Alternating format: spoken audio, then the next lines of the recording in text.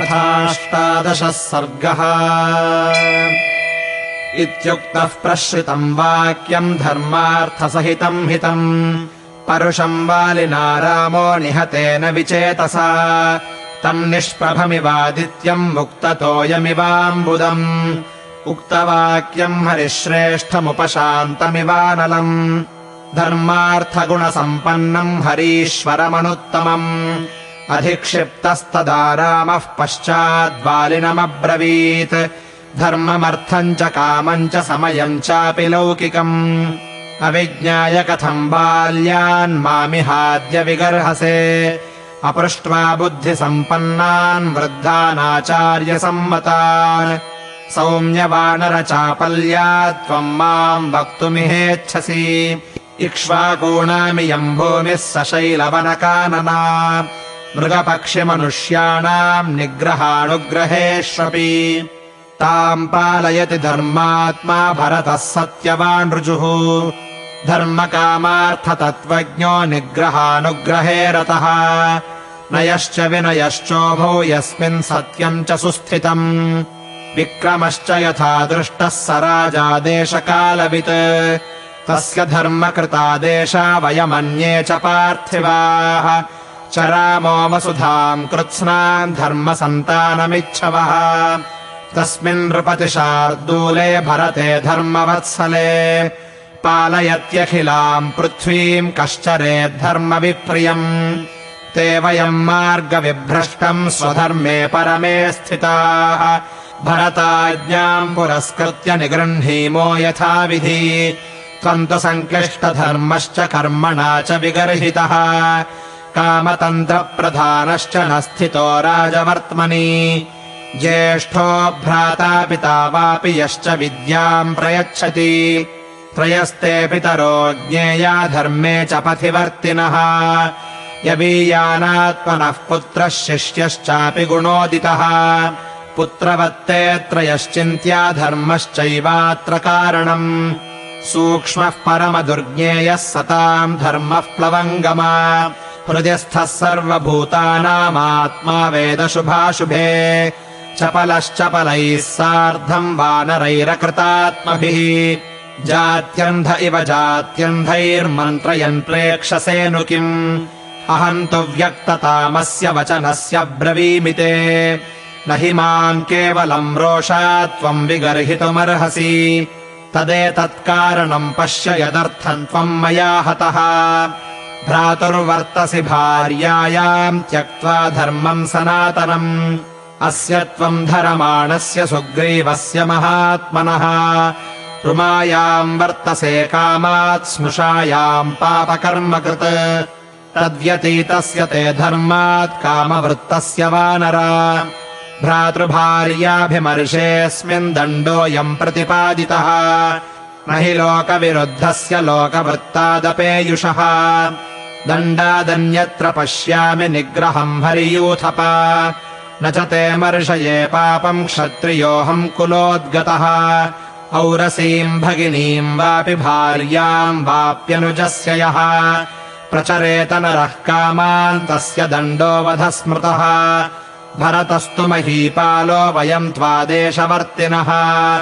त्वम् च धर्मादतिक्रान्तः कथम् शक्यमुपेक्षितुम्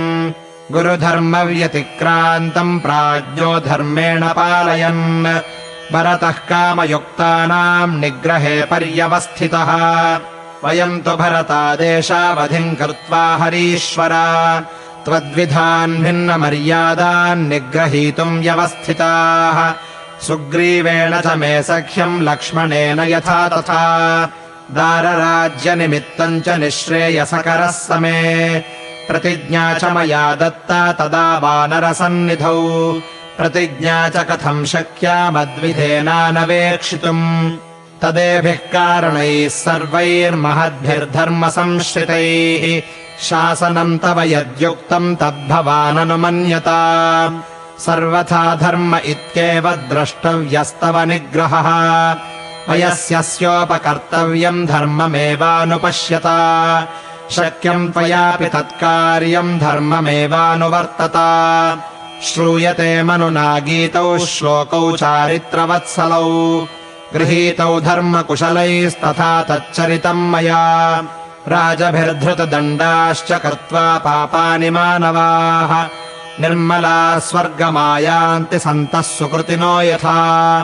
शासनाद्वापि मोक्षाद्वास्तेनः पापात् प्रमुच्यते राजा त्वशासन् पापस्य तदवाप्नोति किल्बिषम् आर्येण मम मान्धात्रा व्यसनम् घोरमीप्सितम् श्रमणेन कृते पापे यथा पापम् कृतम् त्वया अन्यैरपि कृतम् पापम् प्रमत्तैर्वसुधाधिपैः प्रायश्चित्तम् च कुर्वन्ति तेन तच्छाम्यते रजः तदलम् परितापेन धर्मतः परिकल्पितः वधो वानरशार्दूल न वयम् स्ववशे स्थिताः शृणु चाप्यपरम् भूयः कारणम् हरिपुङ्गव तच्छ्रुत्वा हि महद्वीर न मन्यम् कर्तुमर्हसि न मे तत्र मनस्तापो न मन्युर्हरिपुङ्गव वागुराभिश्च पाशैश्च कूटैश्च विविधैर्नराः प्रतिच्छन्नाश्च दृश्याश्च गृह्णन्ति सुबहून् मृगान् प्रधावितान् वा वित्रस्तान् विस्रब्धानतिविष्ठितान् प्रमत्तानप्रमत्तान् वा नरामांसाशिनो भृशम् विध्यन्ति विमुखांश्चापि न च दोषोऽत्र विद्यते यान्ति राजर्षयश्चात्र मृगयाम् धर्मकोविदाः तस्मात् त्वम् निहतो युद्धे मया बाणेन वानरा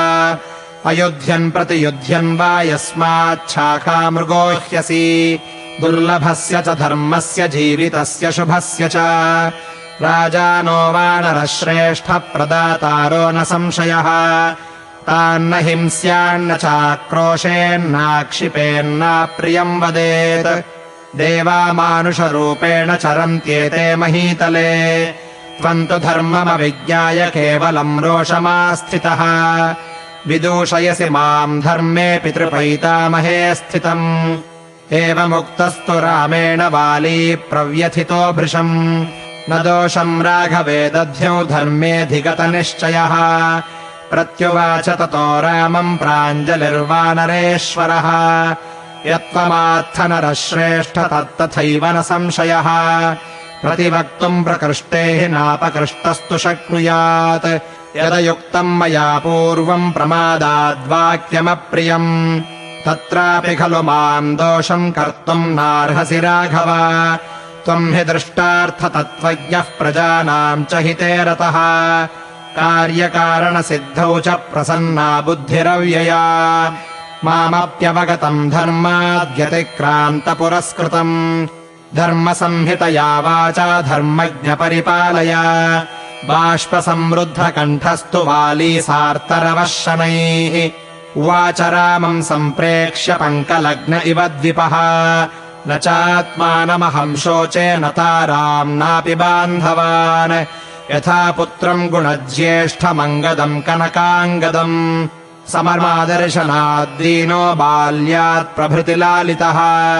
तटाक इव पीताम्बुरुपशोषम् गमिष्यति बालश्चाकृतबुद्धिश्च एकपुत्रश्च मे प्रियः तारेयो राम भवता रक्षणीयो महाबलः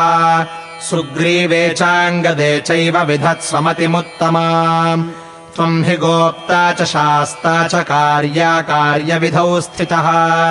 या ते नरपते वृत्तिर्भरते लक्ष्मणे च या